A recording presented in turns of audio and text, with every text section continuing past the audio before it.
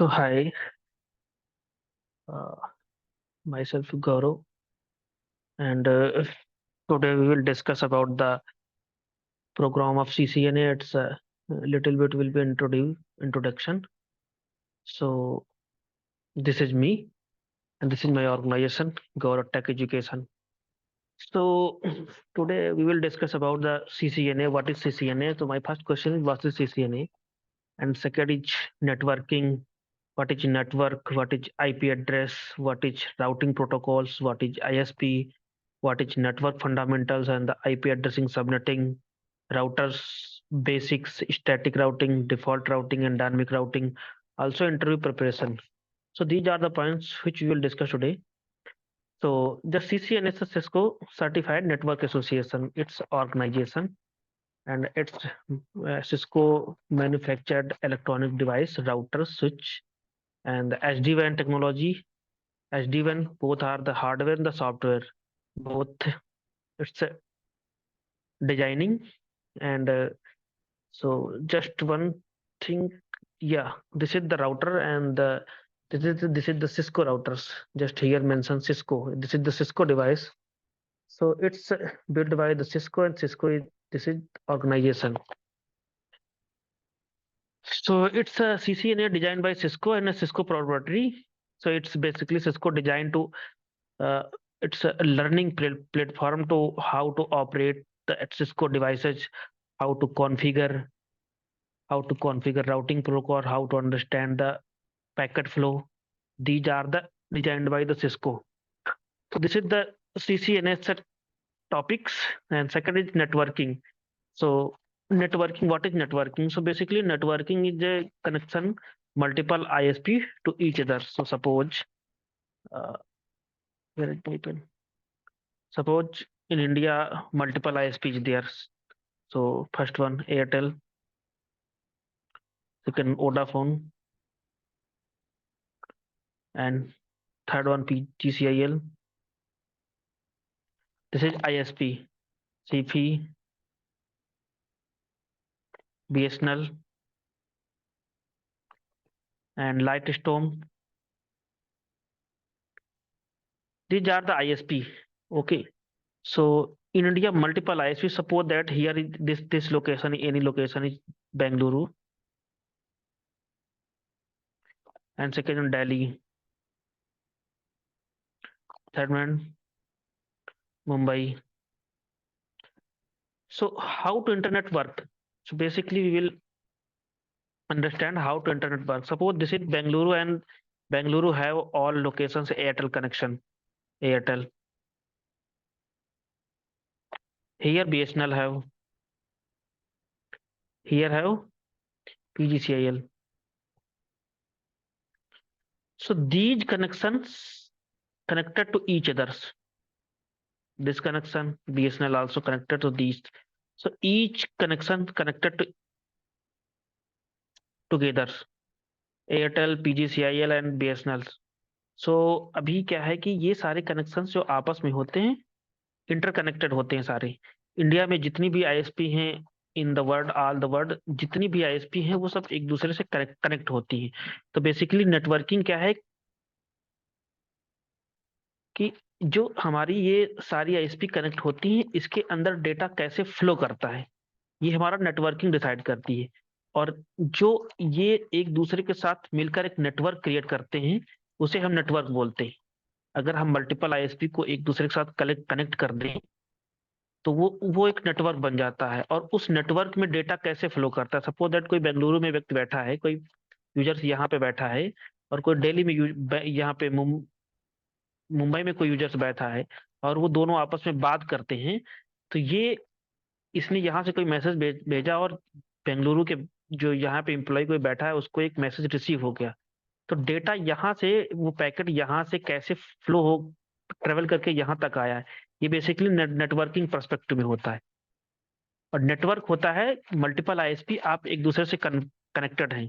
तो so basically network to connected multiple ISP to each other and networking how, and the flowing data over the network.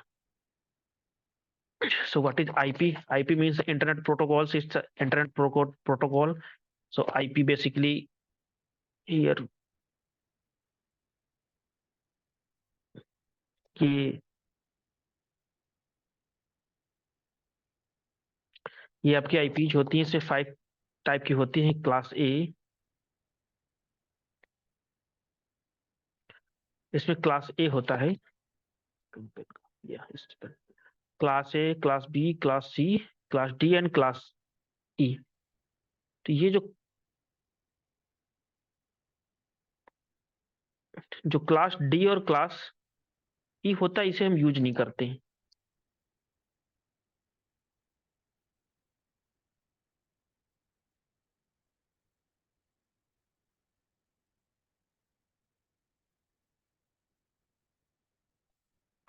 हाँ, class D और class की हम use नहीं करते, वो R&D या रिसर्च एंड डेवलपमेंट के लिए रखी जाती है। बट ये होता है ए बी सी हम यूज करते हैं। इस पे से होता है प्राइवेट और पब्लिक। पब्लिक आईपी होती है ए में, बी में, सी में। ये क्लास है, class A, class B and class C. So इसमें पब्लिक आईपी होती है एंड प्राइवेट होती है। इसमें प्राइवेट और पब्लिक की एक रेंज होती है जो मैं एक्सप्लेन करूंगा नेक्स्ट वीडियो में। सो बेसिकली ये आईपी होती है क्लास ए में 1 से लेकर 126 तक होती है। 127 हम रिजर्व करके रखते हैं फॉर टेस्टिंग लूप बैक। 128 से 191 तक होती है क्लास बी की, और 192 से 223 तक होती है क्लास सी की। उसके बाद ये डी है, ई है, ये डीप में जाके होता है जब हम R&D करते हैं, उसमें यूज होती है।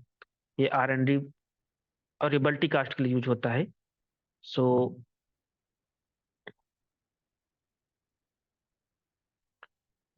आगे चलते हैं। सो टेलनेट क्या है? Sorry, yes here, IP address routing protocols. So basically routing protocols होते हैं कि ऐसा कोई प्रोटोकॉल्स जैसे OSPF है।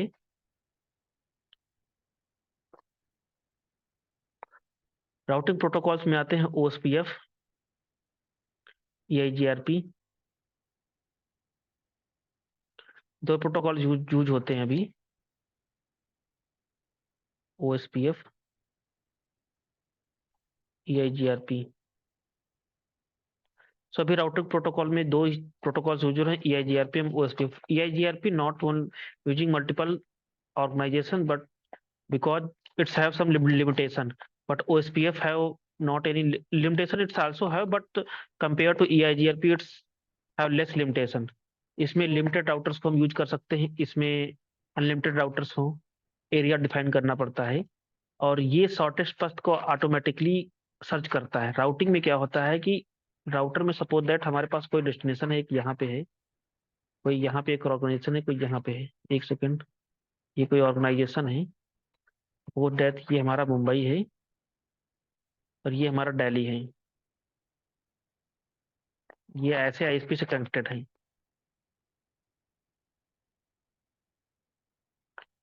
ये कोई राउटर हुआ, ये राउटर R1 हो गया, ये R2 हो गया, ये R3 हो गया, ये R4 हो गया, ये R5 हो गया, ये R6 हो गया। अभी क्या है कि दिल्ली से बेंगलुरु जाने के, मुंबई जाने के लिए हमारे पास दो रास्ते हैं। बट कौन सा रास्ता बेस्ट है, जब तो वो हम कैसे सर्च करेंगे? वो OSPF में एल्गोरिथम होती है जो ऑटोमेटिकली वो सर्च करती है कि हमारे पास दिल्ली से बेंगलुरु जाने के लिए हमारे पास कौन सा रास्ता जो है बेस्ट पाथ है, बेस्ट पाथ है। तो वो इसका एल्गोरिथम होता है। That is the routing. So search the best path from the source from the destination. Source से आप अगर कोई सोर्स से, ये सोर्स हमारा यहाँ से कोई चलता है, तो यहाँ पे पैकेट हमारा जाएगा या पैकेट हमारा इस पास से जाएगा, ये हमारा प्रोटोकॉल से डिसाइड करते हैं उनका अपने एल्गोरिथम बेस पे। तो फॉर एग्जांपल जब हम गूगल पे कोई डेस्टिनेशन सर्च करते हैं तो गूगल मल्टीपल रास्ते आपको पाथ शो करता है, बट उनमें से जो बेस्ट पाथ होता है उसको हाईलाइट कर देता है। तो सेम ये काम करता है। It's ISP। What is ISP? ISP में इंटरनेट सर्विस प्रोवाइडर, मैंने आपको बता रखा है कि एयरटेल है, वोडाफोन है, BSNL है, जियो है, सीफी है, PGCIL है, लाइट स्ट्रोम है, पावर ग्रिड है। These are the ISP। Network fundamental, network fundamental मैंने अभी आपको नीचे स्लाइड में बताऊंगा कि नेटवर्क फंडामेंटल क्या है। Just wait.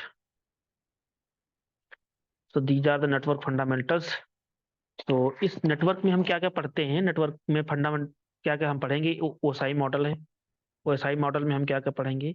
ओएसआई एआरपी क्या होता है, आईसीएमपी क्या होता है, टीसीपी क्या होता है, पिंग रिस्पांस क्या होता है, डीएनएस क्या होता है, ट्रेस रूट क्या होता है, आईपी एड्रेस क्या होता है, टीसीपी क्या होता है, TCP transmission control protocol, UDP. हाँ, ये टीसीपी यूडीपी बेसिकली जब हम कोई इंटरनेट पे कोई चीज हम डाउनलोड करते हैं या हम कोई कम्युनिकेशन करते हैं, जैसे जूम पे करते हैं या जो भी यूज करते हैं, तो उस पे जो हमारा पैकेट ट्रेवल होता है वो किस बेस पे होता है, टीसीपी पे होता है, यूडीपी पे होता है। तो फॉर एग्जांपल सपोज हम कोई फाइल को डाउनलोड कर रहे हैं इंटरनेट से। तो फाइल क्या हुई कि अगर हमारा इंटरनेट बीच में अनइंटरप्ट हो गया, डिस्कनेक्ट हो गया, तो क्या होता है कि हमारी जो फाइल्स होती है, अगर जब जैसे हम इंटरनेट बैक आता है, ऑनलाइन होते हैं, तो हमारी फाइल वहीं से स्टार्ट होती है जहां से हम उसको रिज्यूम कर सकते हैं। और कुछ और कभी और जब जैसे हम बात कर रहे हैं किसी फोन पे या जूम पे बात कर रहे हैं, अगर हमारा इंटरनेट इंटरप्ट हुआ और जब हम दोबारा ऑनलाइन आए, तो हमारा जो हमारी वॉइस होती है वो आपको सेम चालू होती है, सेम स्टार्ट होती है जहां से हम कम्युनिकेट कर रहे हैं, ना कि जहां से हमारा इंटरनेट इंटरप्ट हुआ था। तो हम टीसीपी यूडीपी में आता है। मैक एड्रेस क्या होता है, हर लैपटॉप का एक यूनिक मैक एड्रेस होता है। सो ये हर लैपटॉप में होता है, ये यूनिक होता है। एक बार यूज होता है फिर से यूज नहीं करते। 48 बिट का होता है। Ethernet frame format, Ethernet frame क्या है, जब पैकेट ट्रेवल करता है तो किस फॉर्मेट में करता है। ठीक, उसके अंदर कितने हेडर्स होते हैं, क्या आईपी होती है, क्या सोर्स आईपी होती है, क्या डेस्टिनेशन आईपी होती है, वो पैकेट कैसे एक डेस्टिनेशन डेस्टिनेशन से सोर्स तक, सोर्स से डेस्टिनेशन तक ट्रेवल करता है। इनकैप्सुलेशन डिस्कैप्सुलेशन होता है, जब पैकेट हमारा ट्रेवल करता है तो इनकैप्सुलेशन में होता है। मतलब उसको हम इनक्रिप्ट कर देते हैं पैकेट को। अगर कोई हैकर्स, कोई ऐसा व्यक्ति है जो हमारे रास्ते, जो इंटरनेट पे है और हमें ट्रैक कर रहा है, तो वो हमारी इंफॉर्मेशन को कैच ना कर पाए, तो इसलिए हम इनकैप्सुलेशन हो जाता है। फिर जब वहां पैकेट डेस्टिनेशन पर रिसीव होता है, तो सेम फॉर्मेट में वो डिस्क्रिप्ट हो जाता है।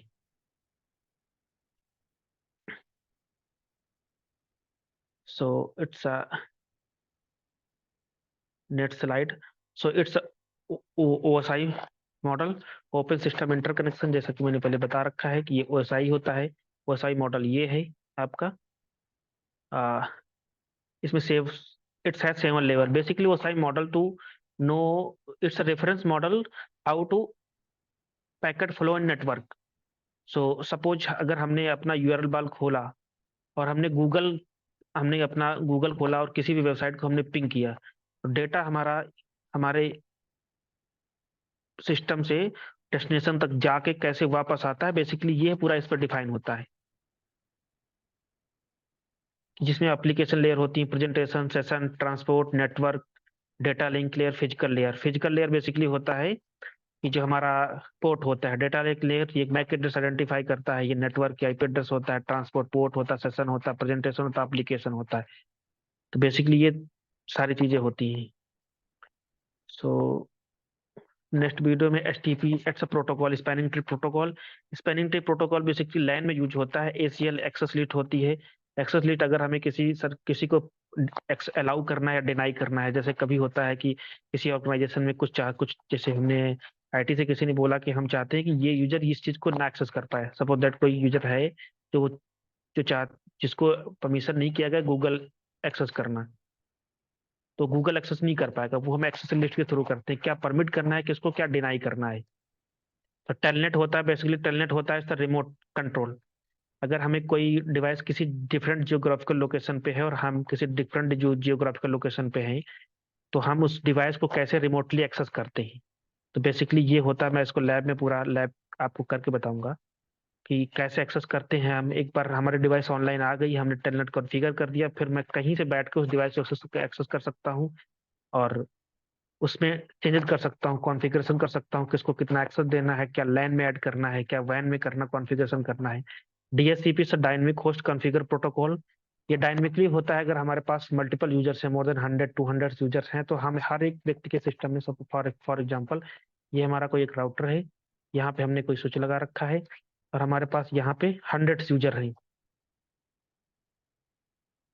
यहाँ तो मैंने बहुत कम यूजर्स लिख बनाए हैं, बट हमारे पास suppose that more than 100 user हैं, तो हम हर यूजर के पास में जाके उसका आईपी एड्रेस चेंज नहीं करेंगे, कॉन्फ़िगर नहीं करेंगे। हमने इस राउटर को एज ए डीएससीपी कॉन्फ़िगर कर दिया, इसको गेटवे दे दिया, डिफॉल्ट गेटवे दे दिया, और जैसे हम जाके यहाँ स्टैटिक से डायनेमिक को क्लिक करेंगे तो ये आईपी इस सर्वर से एक आईपी अपने आप पिक कर लेगा। ऐसे 100 यूजर्स हैं, हमें जाके बस केवल एक क्लिक करना है हर एक यूजर पे।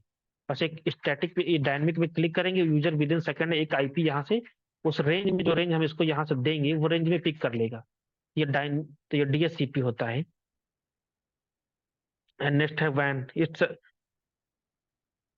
ये हमारा वैन है, सॉरी वीलैन है, वर्चुअल वीलैन कॉन्फ़िगर करते हैं बेसिकली कि अगर हमारे पास कोई ऑर्गेनाइजेशन है, उसमें हमारे पास मल्टीपल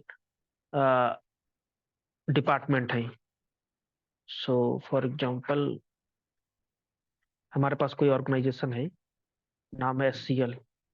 एससीएल के पास एचआर डिपार्टमेंट भी होता है, इसके पास अकाउंट डिपार्टमेंट भी होता है, इसके पास कुछ इंजीनियरिंग होता है।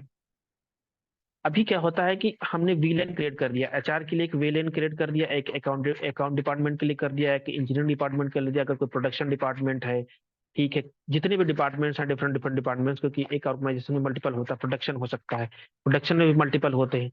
हम चाहते हैं कि वो आपस में कम्युनिकेट ना करें, तो हमने उनके लिए एक वीलेन कर दिया, वीलेन एचआर बना दिया, वीलेन अकाउंट बना दिया, वीलेन इंजीनियरिंग बना दिया, वीलेन प्रोडक्शन बना दिया।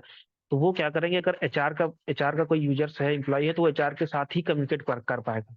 अगर कोई सर्वर रखा है, यहाँ पे टैली सर्वर रखा है, और हम चाहते हैं टैली सर्वर को केवल अकाउंट का ही एक्सेस कर पाए, क्योंकि टैली का प्रोडक्शन डिपार्टमेंट को जो कोई जरूरत होती नहीं है। अगर कोई एचआर का सर्वर है तो उसको प्रोडक्शन की जरूरत होती नहीं है, क्योंकि प्रोडक्शन क्या करेगा। तो हम क्या करते हैं कि उसको हम इसी विलेन में डाल देते हैं, तो केवल एचआर के जो एम्प्लॉय होते हैं, एचआर डिपार्टमेंट होता है, वही केवल उस सर्वर को एक्सेस कर सकता है। तो ये बेसिकली हम विलेन में कॉन्फ़िगर करते हैं। नेक्स्ट टॉपिक हमारा है HSRP, hot stand by routing protocol. अगर हमारे पास कोई एक ऑर्गेनाइजेशन है, ठीक है, और हमारे पास दो आईएसपी हैं, ये ISP1 है, ये ISP1 है, और ये ISP2 है। अभी क्या हुआ, ये हमारा कोई ऑर्गेनाइजेशन है, सपोज दैट यहाँ पे बहुत सारे एम्प्लॉय, मोर देन 100 एम्प्लॉय या 1000 एम्प्लॉय काम कर रहे हैं इंटरनेट पे। अगर कभी क्या हुआ कि ISP1 हमारा डाउन चला गया, ISP1 क्या हुआ, हमारा डाउन चला गया, सपोज दैट ये हमारा एयरटेल है और ये हमारा BSNL है। अगर ये डाउन चला गया तो क्या होगा, यहाँ के सारे एम्प्लॉय काम करना बंद कर देंगे या काम बंद हो जाएगा 1000? नहीं, ऐसा नहीं होता है। हम क्या करते हैं कि रिटेंडेंट बनाते हैं। एक ऑर्गेनाइजेशन में मोस्टली दो आईएसपी तो होते ही होते हैं, अगर कोई ऑर्गेनाइजेशन बड़ी है तो वो दो आईएसपी मोस्टली रखते हैं। जैसे ही आईएसपी हमारा डाउन होगा, ये पोर्ट हमारा डाउन होगा, ये auto with in friction of second ये हमारा आईएसपी ऑन हो जाएगा, अप आ जाएगा। और जो लोग यहाँ से काम कर रहे थे, वो पहले इधर से ट्रैफिक इनिशिएट हो रहा, ट्रैफिक जा रहा था, जैसे डाउन गया ट्रैफिक सारा इधर से जाने लगेगा। तो जो यहाँ के लोग बैठे हैं, ये हैम्पर नहीं होंगे। So basically, it's used for attendance purpose. And the next topic is PAGP, port aggregation protocol. So अगर हमारे पास पोर्ट एग्रीगेशन होता है, अगर हमारे पास दो इंटरनल बहुत सारे, it's basically make it's bundle. अगर हमारे पास कोई दो डिवाइस आपस में कनेक्ट है तो उनको बंडल्स कैसे करते हैं, केबल के through SPI switch virtual interface होता है, हम कैसे इंटर वीलैन को आईपी एड्रेस देते हैं, ट्रंकिंग प्रोटोकॉल किसको हम ट्रंक कैसे बनाते हैं, what is trunk port, what is access port, everything we will define. OSPF open sorted first path, जो हमने आपको बता दिया है कि OSPF one of the protocol, one of the best protocol, mostly सारे ऑर्गेनाइजेशन यही यूज करती है। Sir 90-95% organization using this protocol OSPF, because ये स्केलेबल है, फास्ट कन्वर्जन है। अगर हमारे पास 10 राउटर पहले से कॉन्फ़िगर है OSPF में, एक एरिया में अगर हम चाहते हैं दो जोड़ना, तो दो इसमें तुरंत कर सकते हैं। अगर हम दो और चाहें तो दो कर सकते हैं। हम इसको बढ़ाते चले जाते हैं। 45 टू 50 तक ये स्टैंडर्ड होता है सिस्को का, कि हम एक एरिया में इतने राउटर्स कर सकते हैं, बट इसमें हम डिफरेंट डिफरेंट एरिया क्रिएट करके, वर्चुअल एरिया करके हम ऑर्गेनाइजेशन को बहुत ब्रॉड कर सकते हैं, जितना मर्जी हो। And it's EIGRP, enhanced in interior gateway routing protocol, it's also same like OSPF, but it's limited। it's EIGRP have limited, EIGRP में लिमिटेड होते हैं राउटर्स, तो हम यूज कर सकते हैं, बट OSPF में कोई लिमिटेशन नहीं है। सो OSPF विद कंपेयर टू या जिसके मोर कंफर्टेबल। सो ये हमारा OSI मॉडल है। ये एक आईपी एड्रेस है 17.172 जो क्लासिक आईपी एड्रेस है। इसमें क्या होता है, ये हमारा डेटा सेंटर है। तो जैसे हम यूट्यूब यूज करते हैं या कोई नेटफ्लिक्स देखते हैं, तो नेटफ्लिक्स का यूट्यूब का डेटा जहाँ पे स्टोर होता है, डेटा डेटा सेंटर, वो डेटा सेंटर है। अभी हमने जैसे कि हमने अपने मोबाइल से या अपने लैपटॉप से यूट्यूब को एक्सेस किया, तो हो सकता है उसका लोकल इंडिया में हो सर डेटा सेंटर, या आउट ऑफ कंट्री हो, कहीं पर भी हो। तो सबसे पहले वो सर्च करता है कि हमारा डेस्टिनेशन पास कौन है। अगर पास बिजी होता है, तो यहाँ पर लोड बैलेंसर होते हैं। अगर सपोज दैट सेम टाइम में यहाँ पर तो हैंडल करने की यूजर्स हैंडल करने की कैपेसिटी 1 लाख है, और users more than 1 lakh access करना चाहते हैं, तो जो 1 लाख के ऊपर होगा उसको यहाँ का जो लोड बैलेंसर होगा वो दूसरे जो नियरेस्ट होगा उस पर डाइवर्ट कर देगा। तो वहाँ लोड बैलेंसिंग भी होती है। ये डेटा सेंटर है, these are the data center. ये डिवाइसेस कुछ हैं। ये एक it's lab designed by Cisco. So these are the routers image, and these are the core routers. This is the switch. ये आपका स्विच है। सो स्विच बेसिकली ये अभी लेयर 2 में है, तो हो लेयर 2 होता है, लेयर 3 होता है। अब लेयर 3 में स्विच भी आते हैं। जितने स्विच आ रहे हैं सब मोस्टली लेयर 3 में होते हैं। मैनेजेबल होता है, अनमैनेजेबल होता है। तो जो अनमैनेजेबल होता है उसको मैनेज नहीं कर सकते, वो ब्रॉडकास्ट ही करता है। जो मैनेजेबल होता है उसमें हम वीलैन कॉन्फ़िगर कर सकते हैं, मैनेज कर सकते हैं उसको, एज ए राउटर बिहेव करा सकते हैं, वैन लिंक टर्मिनेट कर सकते हैं। So this is our program. So it will be these topics will be more 20 to 25 hours। इन टॉपिक्स को एटलीस्ट 20 से 25 आवर और 30 आवर्स में, 30 आवर्स के वीडियो में हम कंप्लीट करेंगे। तो अभी मेरे पास एक नोशन एप्लीकेशन है जो ऑनलाइन है, जिसपे मैंने कुछ नोट्स को प्रिपेयर किया है।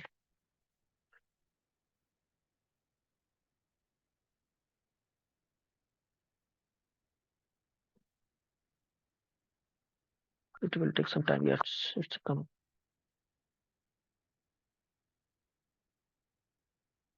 सो दिस इज द ये डीएससीपी का प्रोग्राम है कि डीएससीपी डायनेमिक होस्ट कंट्रोल को ये कैसे इस पे होता है, प्रोसेस क्या होता है, कि कैसे आईपी को पिक करता है। एवरीथिंग में लैब में ये डोरा प्रोसेस होता है।